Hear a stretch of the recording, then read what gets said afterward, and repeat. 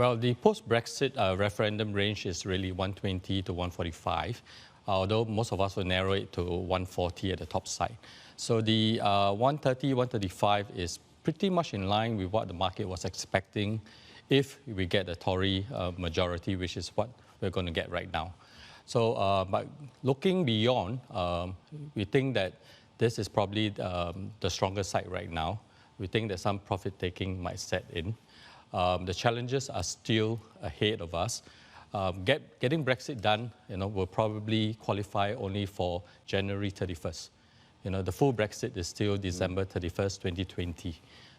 And there's a lot of challenges. We have a very short 11-month window, to negotiate the future relations with the EU.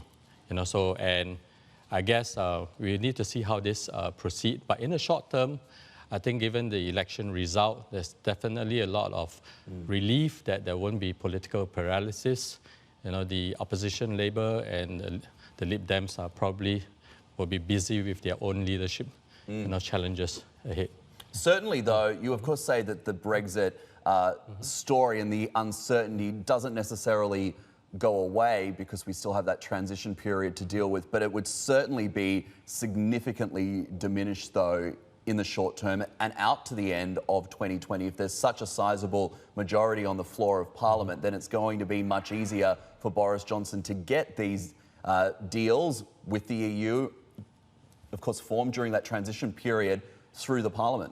I think the Chancellor hasn't discounted the risk of a no-deal Brexit by the end of 2020.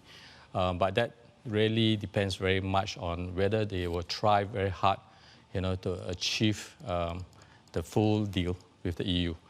I think the key thing I'm watching right now is whether or not, they would eventually lengthen the transition period. So that would significantly diminish this no-deal Brexit risk. So I think the EU will probably be pushing that. I know the Irish Foreign Minister has suggested a 5-year, which sort of coincides very nicely with the new 5-year term of Mr. Johnson. Hey everybody, it's Hadley Gamble from our new CNBC Middle East Bureau in Abu Dhabi. Thanks for stopping by. Now to watch more, you can try one of the videos that just popped up on your screen. And don't forget to subscribe.